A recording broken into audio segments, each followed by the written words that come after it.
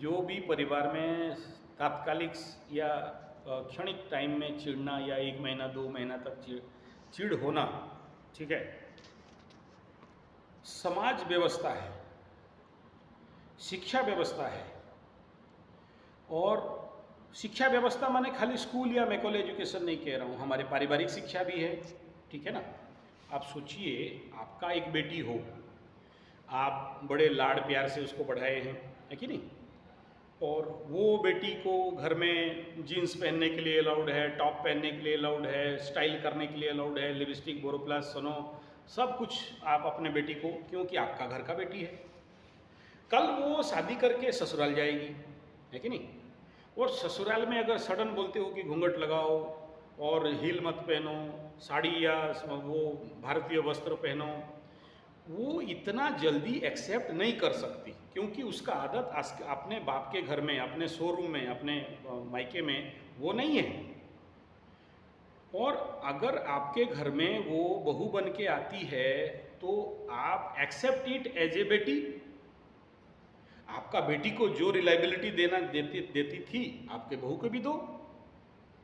लेकिन अगर आपका बहू है और समाज वाले, मेरे संबंधी लोग क्या बोलेंगे, साड़ी नहीं पहनती है, सलवार कमीज नहीं पहनती है, टॉप पहनती है, जीन्स पहनती है, हील पहनती है, और उसको अंकुश लगाना चालू करेंगे और बोलेंगे नहीं बहू को हम सुधार देंगे, तो नेचुरली कोलाइड होगा, ठीक है।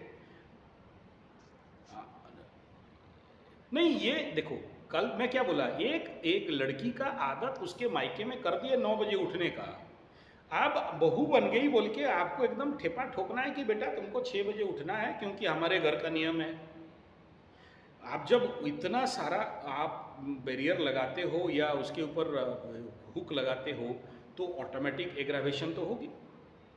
और दूसरा क्या है ना, आज के सामाजिक खाद्य आहार, जो आप सोचो ना, आपके थाली में जहर के सिवा है क्या? आप रोटी खाते हो जहर, चावल खाते हो जहर, दाल जो कुछ खाते हो विषैला चीज ही खाते हो। कोई ऑर्गेनिक फार्मिंग खेती करके तो खाता नहीं है, नेचुरल फार्मिंग करके। और साथ में ऊपर से ये फॉरेन का संस्कृति का भोजन, हटडॉग, बर्गर, पिज्जा, चाउमीन, मंचूरियन, चाय समेत दूर रखो, बीड़ी, सिगरेट, समोसा, बड़े रिफाइन तेल, ये सारा आहार एक लड़की के शरीर में, ऊपर से अगर मांस मछली अंडा वाली होगी तो और मत बोलो। तो ये सारे जो केमिकल अंदर जाते हैं, मुंह के पेट में जाते हैं, तो नेचुरली, और ऊपर से अगर लड़की मंगला मंगली है या फिर कालसर्पी है तो फों तो करेगी। तो ऐसे कंडीशन पे आपको बड़े समझदारी पूर्वक ऐसे बहुओं को हैंडल करना, डील करना है, प्रेम पूर्वक डील करना है, समझ के साथ डील करना है। और इस वर्तमान का समय को समझ जाओगे तो फिर ये प्रॉब्लम्स और नहीं रहेंगे। आज अपना बेटा को बात करते हो तो भाऊ करता है, हमको क्यों बोलते हो, बात सहन करने का शक्ति नहीं है। जब आपका बेटा जन्म किया हुआ, आपके खून से निकला हुआ बच्चा जब आपके साथ रिएक्शन करता है, एक्शन नहीं करता, ओवर रिएक्शन करता है, तो एक बहू को आप कैसे आशा करेंगे कि वो हमारे साथ पोलाइटली, नरम से सहन करके, एकदम प्यार प्रेम पूर्वक सर्व सहन करने वाली बन के मुझे एक्शन रिएक्शन करेगी या मेरा बात सुनेगी? पॉसिबल नहीं है।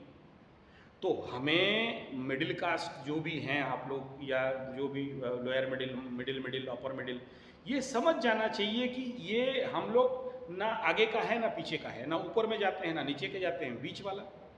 और दृढ़े तरंती मूढ़े तरंती मझी मझी की डूबी मरंती, तो बीच वाले तो हमसे हमेशा डूबते हैं। तो हम लोग का ये सांस्कृतिक एक बहुत बड़ा माने अवक्रांति है कि हम लोग कहीं का नहीं है, मतलब जो भी मिडिल कास्ट वालों का बात मैं कर रहा हूँ। तो ये बहुत बड़ा जरूरी फैक्टर है कि आपको ऐसे कंडीशन पे कोप अप करना, समझ के साथ चलना। और एक बात बता रहा हूँ, प्रेम दो, बदले में प्रेम का आशा मत करो, सहायता करो, बदले में सहायता का आशा मत करो। और बेटा बहू को आप प्रेम पूर्वक डील करो, बदले में उनसे आशा मत करो, तभी जाके आपका पारिवारिक शांति और सौहार्दता रहने वाला है। और अगर आप ये बदले में आशा करते हो कि हम सबको सुधार देंगे, जैसे पत्नियों का चेष्टा है, पति को सुधार देंगे, हमारे हिसाब में चलेगा, बहू को सुधार देंगे, बहू बोलती है सास को सुधार देंगे, सब एक दूसरे को सुधारने में लगे हैं, लेकिन मैं खुद सुधर जाऊं उसका प्रयास किसी का नहीं है कि मैं सुधर जाऊं यार, जैसा है उसको एक्सेप्ट कर लूं। तो ये इसमें ग्रह नक्षत्र कोई मैटर फैक्टर नहीं है, हमारे व्यवहार। तीसरा बात, मैं कब बोलूं ये समझना जरूरी है। मुझे अपने बहू को कब बोलना है। आप सोचो, अपने बचपन में अपने माता पिता को पैसा मांगते हो, अपने बाप को पैसा मांगने जब जाते हो तो दूर से देखते हो ना कि बाप का एटीट्यूड कैसा है, खुश है कि नहीं है, तभी जाके पैसा मांगते हो। बाबू जी चॉकलेट खाना है, आइसक्रीम खाना है, चाउमीन खाना है, तो अगर बुढ़ऊ खुश है तो दे देगा, बुढ़ऊ खुद टेम्परेचर में मांगने जाओगे तो ताली तपड़ खाओगे। ऐसे ही हर व्यक्ति, आपका बहू हो चाहे बेटा हो, मूड को देखना है। देखो, बातचीत नहीं करना समाधान नहीं है। आप जब बातचीत नहीं करते हो तो खाई और बड़ा हो जाता है। कब बात करना है उसे ढूंढो, वो जो गैप है उसमें आपको मूवमेंट करना है। बोलोगे मैं बात नहीं करती हूं, मैं पीछे से भगवान को प्रार्थना कर देती हूं, अच्छा करते हो, बढ़िया है, लेकिन जब जब आप डिग्री डिफरेंस बनाते चलते हो कि मुझे बात नहीं करना है, वो उसका जब फटेगा तो मेरे पास आएगा या आएगी, वहां गलत हो जाता है। आप ये ढूंढना, बुद्धि लगाना। देखो, एक तो बूढ़ा माँ बाप सठिया जाते हैं, 60 साल होने के बाद बिना मतलब का दोषारोप, बिना मतलब का मतलब उंगली दिखाना, सुधारना। भाई कौन आदमी कुत्ता का पूंछ सीधा किया जो आप कर लोगे यार? No, nothing. और ये भी एटीट्यूड नहीं रखना कि बात नहीं करना है। बात करना है, कब करना है। परिवार में हो, एक परिवार का, एक सुखी परिवार का सिस्टम बनाना है, तो इसलिए ये देखना कि कब बात करना है। तीसरा ये कि मिलने का, रिटर्न मिलने का आशा मत करो, कुछ ना कुछ दो। ठीक है, आपका कमर में एक ऑपरेशन हुआ है, स्पाइन का प्रॉब्लम है, आप काम नहीं कर सकती हो, ओके, उसका रेमेडी खुद निकालने का व्यवस्था करो। इम्पोर्टेंट पार्ट है कि हम अपने बात को बहू बेटा को समझाएं और बहू बेटा का बात हम समझें। खेल कहाँ कमी है? समझ में कमी है। दूसरा, हम अपने बात उनके ऊपर थोपे नहीं, ना ही उनका बात हमारे ऊपर थोपें, और हम भी परिवार में रहने के बावजूद स्वावलंबन और इंडिपेंडेंट रहें और उन्हें भी रहने दें। ठीक है, अपने तरफ से उनको बोले कि जाओ भाई तुम लोग छुट्टी मना के आओ, कितना काम करते हो। ठीक है ना? चलो, एक तो रूल है कि बेटा को घर में घुसने से पहले कुछ देर माँ के पास बैठना है, फिर बीवी के पास जाना है। आज का बेटा क्या करता है, माँ के पास बैठेगा नहीं, सीधा बीवी के पास पहुंच गया। रॉन्ग प्रैक्टिस, वो रॉन्ग प्रैक्टिस है। हाँ, लेकिन उसके बावजूद भी एक बात बता दे रहा हूँ, इसका मतलब नहीं कि आप छोड़ दो। मैं नहीं कह रहा हूँ कि आप अपने संस्कार छोड़ दो, घर परिवार का संस्कार छोड़ दो, आप अपने बहू को मत सुधारो, ऐसा नहीं कह रहा हूँ। लेकिन वो जो एटीट्यूड है, वो जो प्रोसेस है, वो एक परिवार, एक गृहस्थ आश्रम, एक ट्रेनिंग सेंटर है। आप कैसे अपने बहू को ट्रेनिंग नहीं दोगे? देना है। आपका बेटा को कैसे ट्रेनिंग नहीं दोगे? देना है। आप नहीं दोगे तो कौन, बाहर वाले देंगे क्या? देना है। प्रोसेस को ट्यून करना है। जो प्रोसेस है, आप हमेशा सोचो, मैं जब एक शब्द बोल रहा हूँ, इस शब्द में टंच तो नहीं है, इस शब्द में एग्रावेशन तो नहीं है, इस शब्द में, जो शब्द मेरे मुंह से निकल रहे हैं उसमें कितना प्यार है, कितने भाव हैं, कितने भक्ति हैं, कितने मेलेबिलिटी है, कितने लचीलापन है, या मैं ऐसे कुछ शब्द बोल रहा हूँ जो उनको हिट कर रहा है, कष्ट दे रहा है। ठीक है ना? और कब बोलना है, वो माहौल को क्रिएट करना है ना। माहौल क्रिएट किया नहीं और कुछ भी बोल दिया, ऐसा करना है, तो उनके अंदर भी ईगो है, अहंकार है, वो जग जाएगा, है कि नहीं? तो इस फैक्ट पे चलना है कि कब बोलना, कैसे बोलना, क्या बोलना और क्या नहीं बोलना, ये 4 चीज को सीखना पड़ेगा। और अगर बूढ़ा बूढ़ी सठिया गए तो अपने हाथ से अपना सब कुछ बिगाड़ोगे, तो मत सठियाओ। ठीक है? और सठिया गए तो बहुत बढ़िया है, मौनम सम्मति लक्षणम। ठीक है, साइलेंस होके प्रार्थना कर रहे हो, करते जाओ। ठीक है? और सबसे बड़ा, दोष मत दो। और आपको एक स्पेशल टेक्निक दे रहा हूं, तारीफ करना, क्या बोला? तारीफ करना। बहू का छोटे से छोटा काम का तारीफ करो।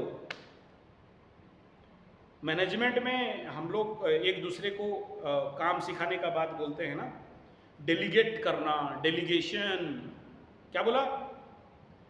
डेलीगेशन करना। तो कैसे काम को डेलीगेट करना है, कैसे अपने रेस्पॉन्सिबिलिटी को डेलीगेट करना है। डेलीगेशन मैनेजमेंट में बहुत बड़ा मान्यता है कि ऐसा नहीं कि मैं काम दे दिया तो मेरा ड्यूटी ओवर हो गया, नहीं, मैं काम दिया तो 10 गुना ड्यूटी मेरा बढ़ गया, कर्तव्य बढ़ा। राइट वे ऑफ डेलीगेशन करना और फिर उसको फिनिशिंग क्लोज करना, ये दोनों टेक्निकल फैक्टर है, जानना बहुत जरूरी है।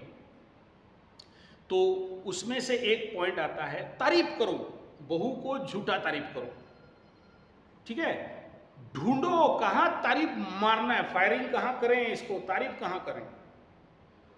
अगर ये सूत्र समझ में आ गया तो देखो परिवार अच्छा हो जाएगा। और ऐसे तारीफ करो कि बहू को पता ना चले कि ये तारीफ मेरा किसी मतलब के लिए, स्वार्थ के लिए करती है। 10 आदमी घर में हैं तो उनके सामने बहू को इतना तारीफ करो, इतना फुलाओ, इतना हवा मारो कि बहू फूल जाए। मेरा बहू तो बहुत सुंदर, मेरा बहू तो बहुत सुशील, मेरा बहू तो बहुत अच्छा। उसको सुना सुना के इनडायरेक्टली बोलना है। समझ में आ रहा है? ये सूत्र दे रहा हूं आपको, बड़ा टेक्निकल बात बता रहा हूं, है ना? हाँ, यस। और ये तारीफ जितना जितना ज्यादा, अच्छा 1-2 दिन में नहीं होगा, धीरे धीरे होगा, धीरे धीरे फिनिशिंग आएगा तारीफ में। तारीफ ऐसे मारोगे, तारीफ ऐसे मारोगे कि बहू बोलेगी अगर मेरा कोई माँ है तो यही है, ठीक है ना? हाँ, और वो तारीफ को इनडायरेक्ट करना, डायरेक्ट नहीं करना, ठीक है ना? सोचो कि आप चाहते हो कि आपका बहू आपके तरफ आए, तो ऐसा बोलना कि मेरा पति, माने उसका ससुर तो बोल रहे थे कि मेरा बहू कितना अच्छा खाना बनाती है, भले ना बनाइए। उस दिन उसका सब्जी में चखा था, अरे अमृत है अमृत, मेरा बहू तो लक्ष्मी है, ठीक है ना? मेरे बहू जैसे तो किसी का नहीं है, मैं धन्य भाग जो ऐसा बहू मुझे मिला, ठीक है? तो ये सारा टेक्निक मैं कम में बोल रहा हूँ, आप ज्यादा समझ जाओ, ठीक है ना?